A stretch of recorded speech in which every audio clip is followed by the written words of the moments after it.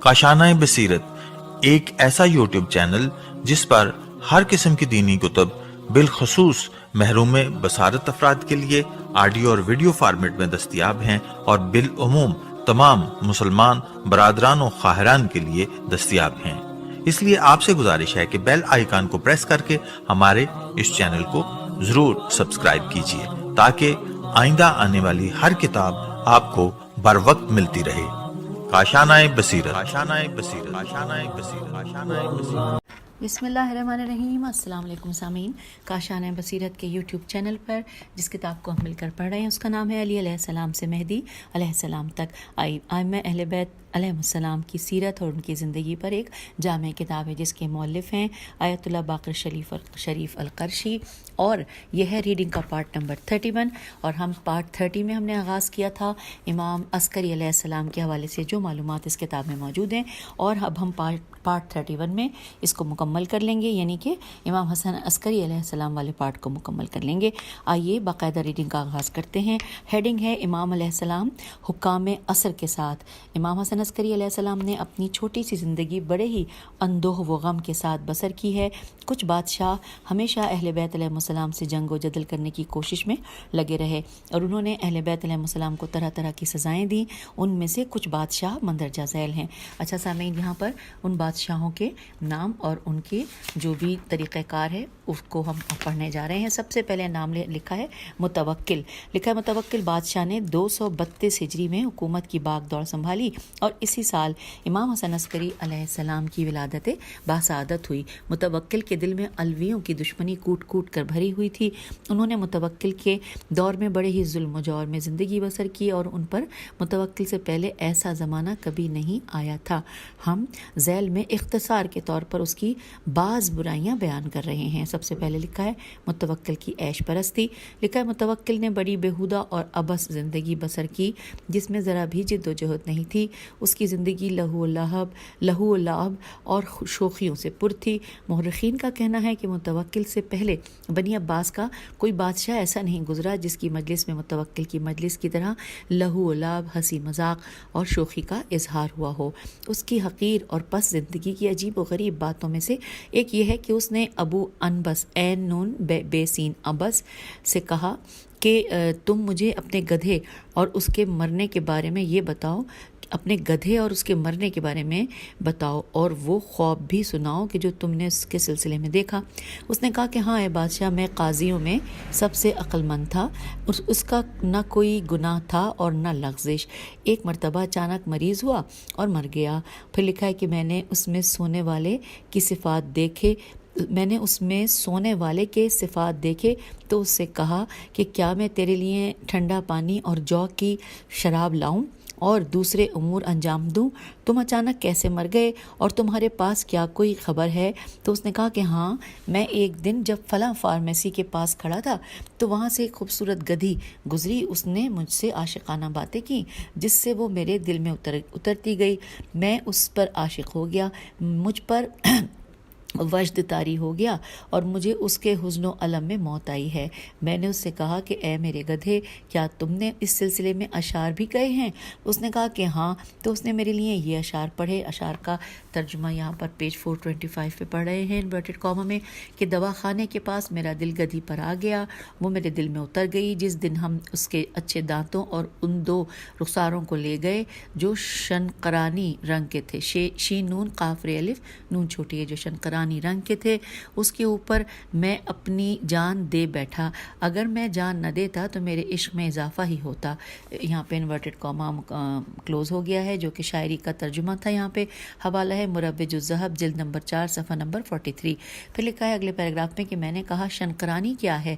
उसने कहा यह अजीब व गरीब गधी है। मुतवक्किल खुशी से झूम उठा। उसने गाने वालियों को गधे के अशार गाने का हुक्म दिया और वो उस दिन इतना ज़्यादा खुश हुआ कि उससे पहले कभी इतना खुश नहीं हुआ था और उसने अबू एन नून बेसी अनबसी लग रहा है, अबस होगा या अनबस को और ज़्यादा इनाम दिया। ज़माने पर वाय हो, क्या इस طرح کے حقیر اور پست انسان مسلمانوں کے والی اور حاکم ہو سکتے ہیں اور ابو محمد حسن عسکری علیہ السلام کو حاکمیت سے دور کر دیا جائے؟ اب اگلے پیراگراف میں لکھا ہے متوکل لذتوں اور ہنسی مذاق میں منہمک تھا. یہاں پہ حوالہ ہے کتاب کا بین الخلفاء والخلعہ فی العصر العباسی صفحہ نمبر 115. لکھا ہے کہ اس کے گانے بجانے والے 2 ایسے غلام تھے جو کبھی اس سے الگ نہیں ہوتے تھے، اور ان میں سے ایک اس کے لیے سارنگی بجاتا تھا اور دوسرا مزمار بانسری بجاتا تھا. میم زے میم الف را مزمار بانسری بجاتا تھا اور وہ سارنگی اور بانسری کو سننے کے بعد ہی شراب پیتا تھا. حوالہ ہے سمار القلوب صفحہ نمبر 123. پھر لکھا ہے متوکل کی 5000 کنیزیں تھیں. کہا جاتا ہے کہ اس نے سب کے ساتھ جمع کیا تھا. متوکل کے بعض حوالی و موالیوں کا کہنا ہے کہ میں خدا کی قسم کھا کر کہتا ہوں کہ متوکل کثرت جمع کی وجہ سے ہی قتل کیا گیا.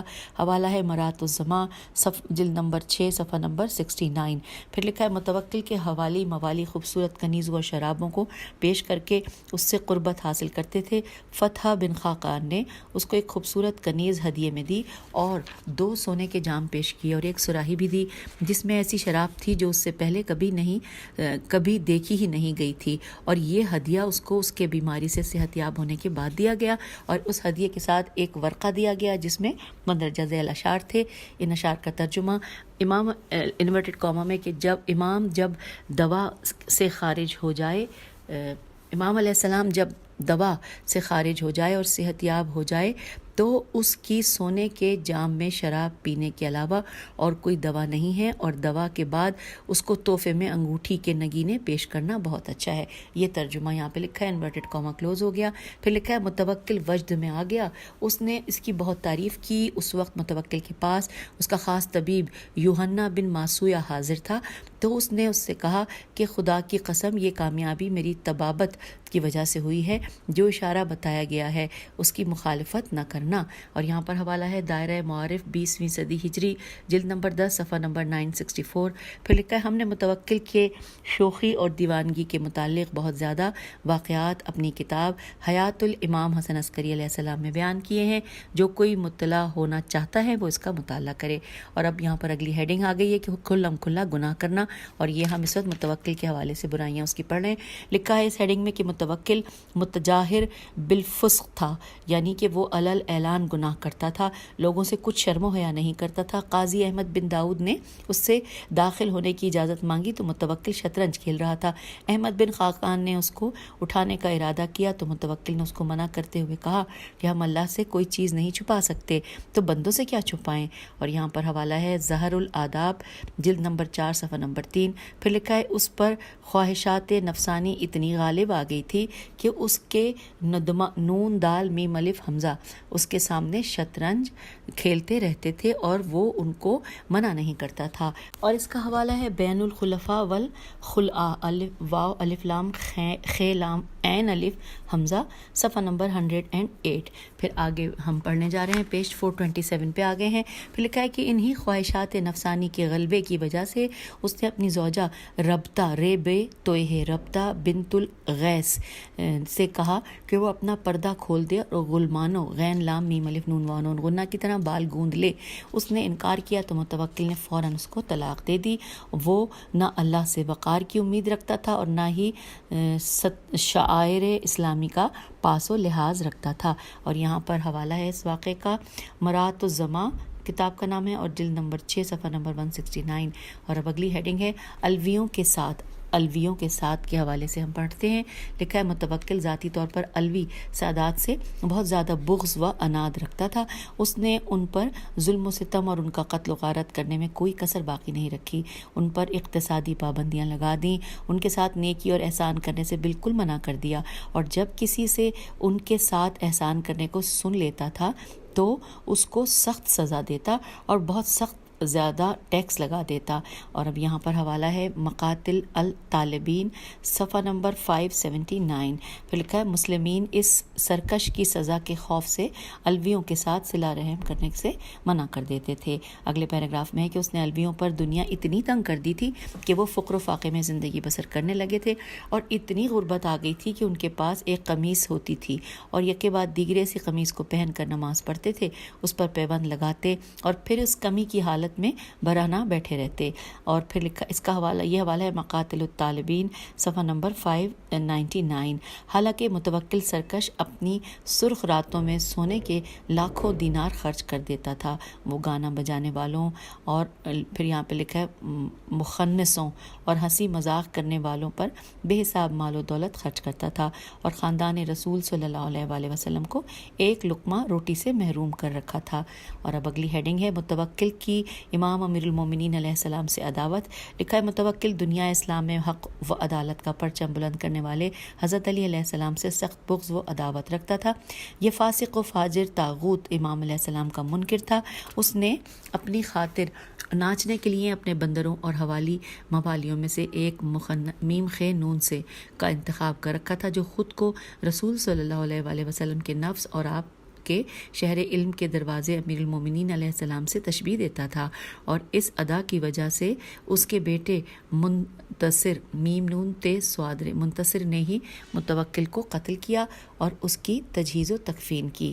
اب اگلی ہیڈنگ ہے متوکل کے ذریعے امام حسین علیہ السلام کے مرقد مطہر کا انہدام. لکھا ہے متوکل کا سب سے بڑا جرم جوانان جنت کے سردار امام حسین علیہ السلام کے مرقد مطہر کا منہدم کرنا تھا. حالانکہ یہ عظیم مرقد, اس عظیم مرقد کا تمام مسلمان جس کا احترام کرتے ہیں, تمام مسلمانوں کے لیے محترم ہے. امام علیہ السلام کے مرقد مطہر پر مختلف ممالک کے زائرین کا ازدحام رہتا ہے, جبکہ بنی عباس کے بادشاہوں کی قبریں زمین پر کوڑے کرکٹ کا ڈھیر ہیں. وہ کتے اور جنگلی جانوروں کی پناہ گاہیں ہیں جو ان کے ظلم و جور کی عکاسی کر رہی ہیں. جب مسلمانوں نے امام حسین علیہ السلام کے مرقد مطہر کو منہدم کرنے سے انکار کر دیا تو اس نے نجس یہودیوں کو اس کو منہدم کرنے کے لیے بھیجا. اس نے سارا مرقد منہدم کر کے اس پر پانی جاری کر دیا, لیکن پانی مرقد کے اوپر نہیں گیا اور چاروں طرف دائرے کی شکل میں جمع ہو گیا. اسی وجہ سے اس کو حائر حسینی کہا جاتا ہے. زری مبارک سے اچھی خوشبو آنے لگی جس کے مانند لوگوں نے اس سے پہلے خوشبو نہیں سونگھی تھی. بے شک یہ اسلامیہ اور شرف و کرامت کی نسیم تھی. جواہری کا کہنا ہے, یہاں پہ شعر ہے, ترجمہ ہم پڑھتے ہیں کہ انورٹڈ کاما میں نے آپ علیہ السلام کی تربت کو سونگھا تو نسیم معطر چلنے لگی, یعنی صحرا و بیابان نے آپ علیہ السلام کی کرامت کی معطر ہوا چلنے لگی. یہاں پہ انورٹڈ کاما کلوز ہو گیا. پھر لکھا ہے مسلمانوں نے متوکل کی سخت مذمت کی, مجلسوں اور جلسوں میں اس پر سب و شتم کیا, نماز کے بعد اس پر بد دعا کی, مکانوں کی دیواروں پر اس کے لیے لعنت لکھی اور اس سلسلے میں یہ اشعار شائع ہو گئے. یہ اشعار پڑھتے ہوئے ہم پیج 429 پہ آ گئے ہیں اور ان اشعار کا ترجمہ پڑھتے ہیں.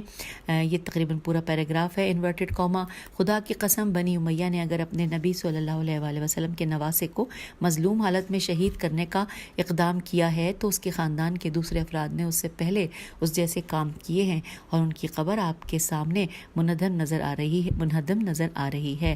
ان کو افسوس ہوا کہ وہ نبی صلی اللہ علیہ وآلہ وسلم کے نواسے علیہ السلام کو شہید کرنے میں شریک نہ ہو سکے, لہٰذا انہوں نے ان کی اس وقت جستجو کی کہ جب ان کی ہڈیاں بوسیدہ ہو چکی تھیں. انورٹڈ کاما کلوز ہو گیا. یہ ہم نے ان اشعار کا ترجمہ پڑھ لیا. حوالہ ہے حیات الامام حسن عسکری علیہ السلام صفحہ نمبر 202. اور اب آئیے آگے پڑھتے ہیں. لکھا ہے زمانہ گزرتا گیا, حکومتیں فنا ہو گئیں, لیکن سید الشہداء کی قبر آج بھی شان و شوکت کے ساتھ باقی ہے اور امت اسلامیہ کے فخر اور عزت کی نشانی کے طور پر باقی رہے گی, جو مسلمانوں کے دلوں کو اپنی طرف مائل کیے ہوئے ہے. اور آپ علیہ السلام کی قبر کے زائرین کی تعداد بیت الحرام کا حج کرنے والوں سے کہیں زیادہ ہے. اور اب آئیے اگلی ہیڈنگ لکھی ہے امام علی نقی علیہ السلام کے ساتھ. یہاں لکھا ہے اس حوالے سے کہ ہم گزشتہ بحث میں امام علی نقی علیہ السلام کے قید خانے میں نظر بند کیے جانے کے متعلق اور شیعوں کو مالی حقوق نہ دیے جانے کے سلسلے میں بیان کر چکے ہیں. اس وقت امام حسن عسکری علیہ السلام کے अनफवान शबाब का उस वक्त ज़माना था। आप अलैहिस्सलाम ने वो तमाम आलाम व मसाइब बर्दाश्त किए जिनको मुतवक्किल ने इमाम अलैहिस्सलाम और उनके शियों की मुखालफत में जारी किया था, यहाँ तक कि खुदा ने उस सरकश के शर से बंदों को निजात दी और हुकूमत मुंतसिर अब्बासी तक पहुँची। हम करीब इस सिलसिले में बयान करेंगे। अब दूसरे नंबर पे नाम है मुंतसिर की हुकूमत। पहले हमने मुतवक्किल की पढ़ी और अब हम मुंतसिर की पढ़ने जा रहे हैं। लिखा है मुंतसिर ने अपने वालिद की मुखालफत में इनकलाब बर्पा हो जाने के बाद खुद हुकूमत की बागडोर संभाली, जिससे आमतौर पर शियों को सुकून मिला और वो खुशहाल ज़िंदगी बसर करने लगे। उनसे सैयद व शुहदा की ज़ियारत के सिलसिले में होने वाली रुकावटें ख़त्म कर दीं। मुंतसिर ने अलवियों को फ़िदक वापस किया, उसके अलावा उनके शायान शान उमूर अंजाम दिए, लेकिन अफसोस शरीफ व नेक मोहसिन की तुलानी ज़िंदगी न हो सकी। अक्सर मसादिर व मनाबे में आया है कि उसको तुर्कियों ने जहर देकर मार डाला और इस तरह इस सफ़े हस्ती से उस रोशन व मुनव्वर शख्सियत का भी ख़ात्मा हो गया। तीसरे नंबर पे नाम है मुस्ताइन की हुकूमत। मीम सीन ते ऐन ये नून। मुस्ताइन से 5 रबीउस्सानी 248 हिजरी में इतवार के दिन हुकूमत की बागडोर संभाली और मौरखीन ने उसके हालात में लिखा है कि वो फजूल खर्च, माल ज़ाया बर्बाद करने वाला और हक़ का मुखालिफ था। वो अपने गुज़िश्ता बुज़ुर्गों की तरह आइम्मा हुदा अलैहिस्सलाम से बुग़्ज़ व अनाद रखता था। वो इमाम हसन अस्करी अलैहिस्सलाम से शदीद बुग़्ज़ रखता था, चूँकि वो उसके ज़रिए मुसलमानों के दिलों में अपना मकाम बुलंद करना चाहता था। उस सरकश ने इमाम अलैहिस्सलाम को कैद खाने में डालने का हुक्म दिया, तो इमाम अलैहिस्सलाम को औतामश अलिफ वाव ते अलिफ मीम शीन औतामश के कैद खाने में बंद कर दिया गया। वो नासिबी था और अहले बैत अलैहिस्सलाम से अलल ऐलान बुग़्ज़ व कीना रखता था। कैद खाने में इमाम अलैहिस्सलाम के हमरा ईसा बिन फ़ता भी था। इमाम अलैहिस्सलाम ने उससे फरमाया कि ए ईसा, तेरी उम्र 60 साल 1 महीना और 2 दिन हो गई। ईसा ने मबऊत मीम बे हेवाव ते मबहूत व हैरान होकर जब अपनी तारीख़ पैदाइश लिखी हुई कॉपी में देखा तो इमाम अलैहिस्सलाम की ख़बर के मुताबिक पाया। उसके बाद इमाम अलैहिस्सलाम ने उससे फरमाया कि क्या तुम्हारा कोई फ़र्जंद है? ईसा ने अर्ज़ किया कि नहीं। इमाम अलैहिस्सलाम ने उसके लिए यूँ दुआ फरमाई कि खुदाया उसको एक फ़र्जंद अता कर जो उसका पुश्त पनाह फ़र्जंद कितना अच्छा है। यहाँ पर इन्वर्टेड कॉमा क्लोज़ हो गया। फिर लिखा है कि उसके बाद ये शेर पढ़ा। आइए उस शेर का तर्जुमा मतलब पढ़ते हैं। पेज 431 पे आ गए हैं कि इन्वर्टेड कॉमा के जो ताकतवर होगा वो बदला ले सकेगा, क्योंकि जो ताकतवर नहीं होता है वो रुस्वा हो जाता है। इन्वर्टेड कॉमा यहाँ पर क्लोज़ हो गया है। और फिर लिखा है कि ईसा ने अर्ज़ किया कि ए मेरे मौला आका, क्या आप अलैहिस्सलाम का कोई फ़र्जंद है?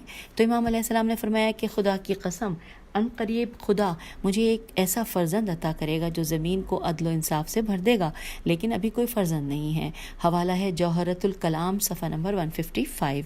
इमाम अलैहिस्सलाम के नज़रबंद हो जाने से शियों में आहो फरियाद के नारे बुलंद होने लगे और ये आहो नाला उस वक्त उरूज पर पहुंचा कि जब उनको ये ख़बर मिली कि मुस्ताइन इमाम अलैहिस्सलाम को कत्ल करने का अज़्म रखता है और इमाम अलैहिस्सलाम ने उन से खौफ दूर करते हुए उनको बिशारत दी कि वो अनकरीब तस्लीम हो जाएगा और उनके लिए लाम हमज़ा ये मीम लईम व बागी दुश्मन का 3 दिन के बाद ख़ात्मा हो जाएगा।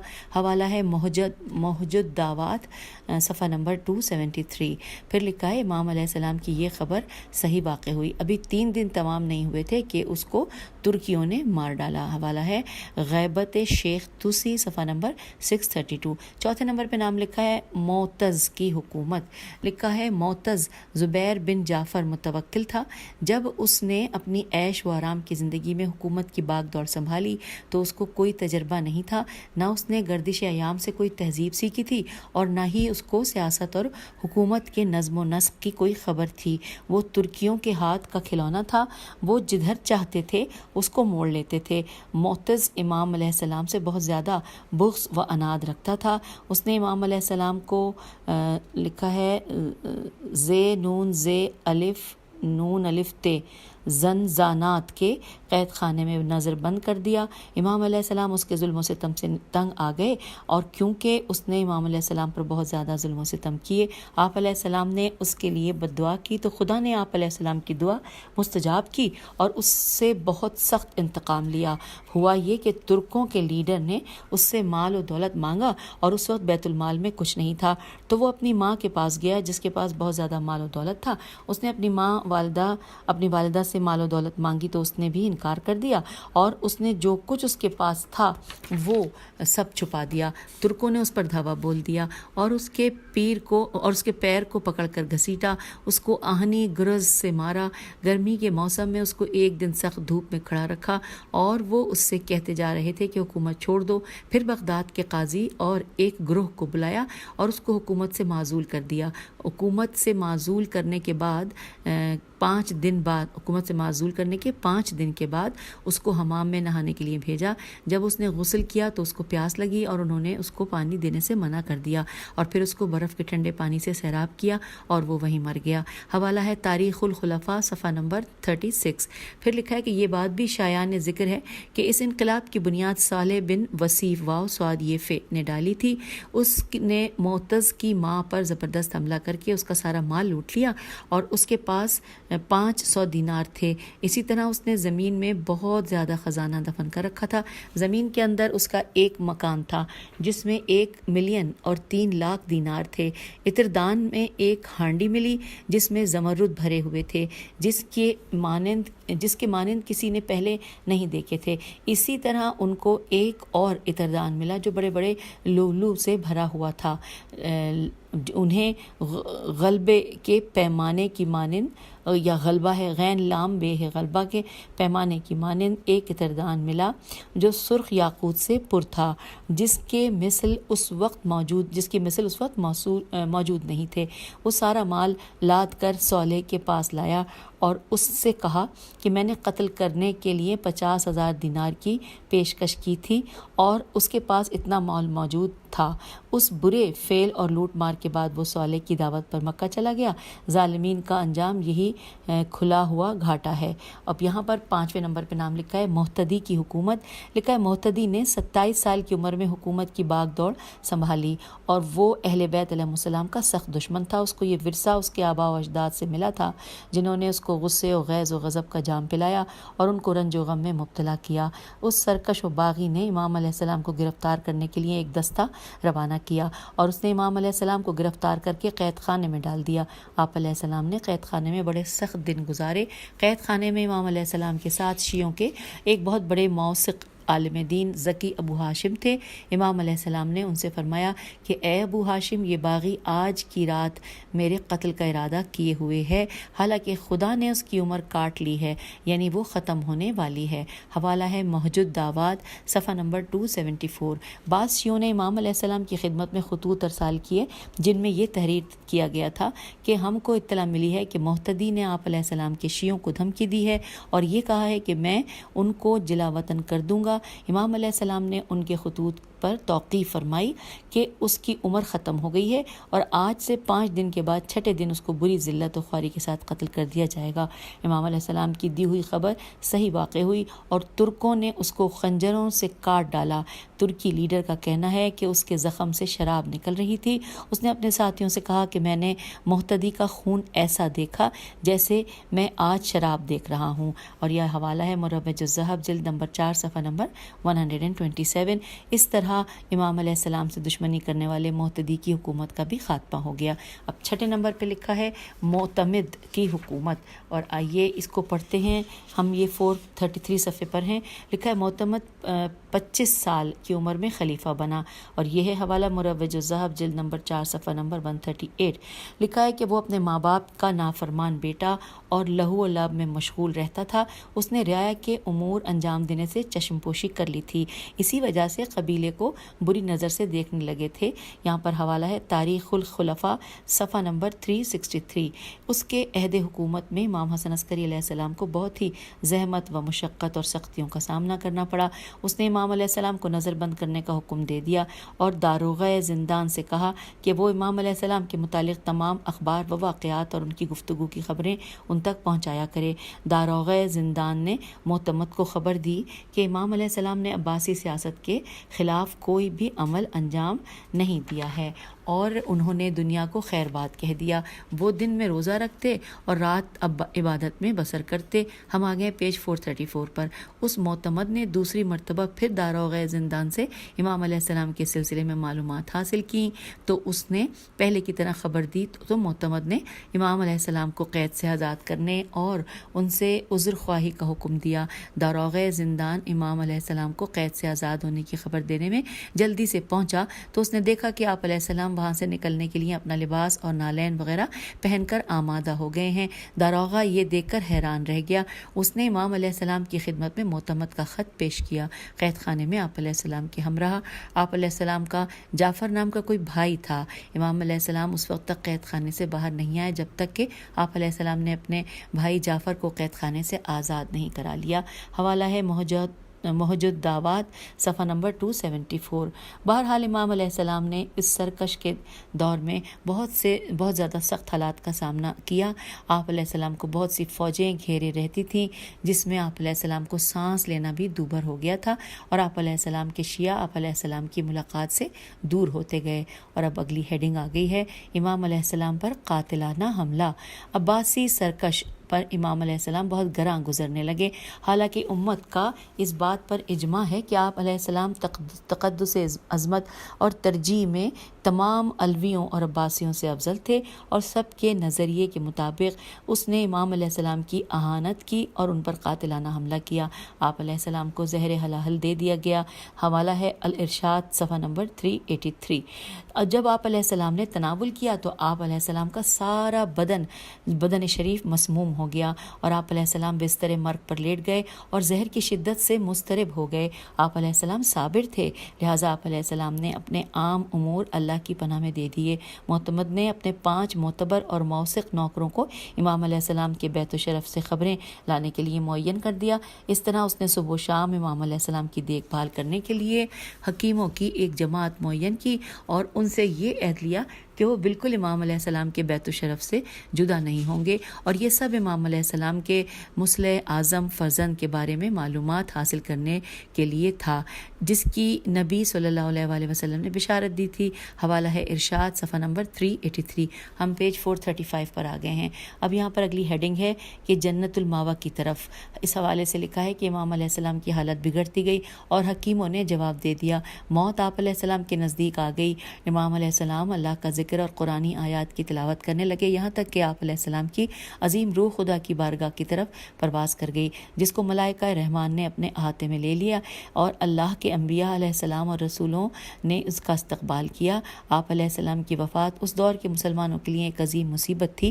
وہ اپنی مصلحتوں کی رعایت کرنے والے اپنے قائد، مربی اور مصلح سے محروم ہو گئے تھے۔ اور اب اگلی ہیڈنگ ہے تجہیز و تکفین۔ امام علیہ السلام کے جسد مبارک کو غسل دیا گیا، حنوط کیا گیا اور کفن پہنایا گیا۔ نماز جنازہ پڑھی گئی۔ آپ علیہ السلام کی نماز جنازہ آپ کے فرزند ارجمن زمین پر اللہ کی حجت امام منتظر علیہ السلام نے ادا کی فرمائی۔ ابو عیسیٰ بن متوکل نے امام حسن عسکری علیہ السلام کے چہرے سے ردا ہٹائی اور اس کو علویوں میں سے بنی ہاشم، عباسیوں، لشکر کے سپہ سالار، حکومت کے نامہ نگار اداروں کے رئیس اور قاضیوں وغیرہ کو دکھا کر کہا کہ یہ حسن علیہ السلام بن علی علیہ السلام بن محمد علیہ السلام بن علی رضا علیہ السلام ہیں جنہوں نے اپنے گھر میں وفات پائی ہے۔ وہاں پر امیر المومنین علیہ السلام کے فلاں فلاں خدام، فلاں فلاں حکیم اور فلاں فلاں قاضی بھی موجود تھے۔ اس کے بعد آپ علیہ السلام کا چہرہ مبارک ڈھک دیا گیا۔ حوالہ ہے کتاب ارشاد صفحہ نمبر 383۔ امام حسن عسکری علیہ السلام کو معتمد کے ذریعے شہید کیے جانے کی جو خبر چاروں طرف پھیل گئی تھی، یہ سارا پروپیگنڈا اس کا انکار کرنے کے لیے کیا گیا تھا۔ اور اب یہاں پہ لکھی ہیڈنگ ہیڈنگ ہے تشیعی جنازہ تیشین یہ عین. لکھا ہے سامرا کے ہر طبقے کے لوگوں نے امام حسن عسکری علیہ السلام کے جنازے میں شرکت کی. حکومت، ادارے، تجارت گاہیں اور تمام بازار بند کر دیے گئے. سامرا میں قیامت کا منظر دکھائی دے رہا تھا. حوالہ جات ہیں دائرۃ المعارف مؤلف بسطاتی جلد نمبر 7 صفحہ نمبر 45 اور الارشاد صفحہ نمبر 383. ہم کتاب کے صفحہ نمبر 436 پر آ گئے ہیں اور یہاں ہم آخری 2 پیراگراف پڑھ رہے ہیں اور پھر آپ سے اجازت چاہیں گے اس نشست میں سے. اب لکھا ہے کہ اس وقت تک کسی کی ایسی تشییع جنازہ نہیں ہوئی تھی.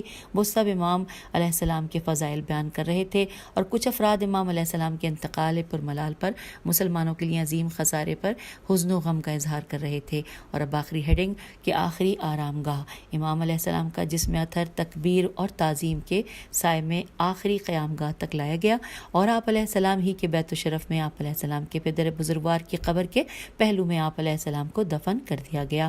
آپ علیہ السلام کے ساتھ حلم، علم، تقوی اور جگر گوشہ رسول اعظم صلی اللہ علیہ وسلم کو زمین میں چھپا دیا گیا. یہ حضرت امام حسن عسکری علیہ السلام کی زندگی کی مختصر تاریخ تھی اور جو شخص زیادہ اصلاح حاصل کرنا چاہتا ہے وہ ہماری کتاب حیات الامام حسن عسکری علیہ السلام میں مراجع کرے. اور یہاں پر سامعین ہم پیج نمبر 436 پر ہم نے یہ مکمل پڑھ لیا ہے اور اب اس کے بعد میں بتاتی چلوں کہ ہم پیج نمبر 437 سے لے کر پیج نمبر 464 تک پڑھیں گے. اور ٹاپک ہے پڑھنے کا حضرت امام مہدی علیہ السلام. اور اس کو پڑھتے ہوئے مجھے لگتا ہے کہ ہم لوگ میرے خیال ہے کہ بالکل 2 نشستوں میں اس کو مکمل کر لیں گے اور اگر 2 میں نہ ہوا تو 3 میں تو ہو ہی جائے گا کیونکہ بہت تھوڑے سے پیجز رہ گئے ہیں.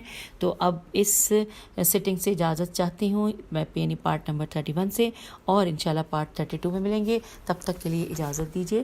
خدا حافظ. فی امان اللہ.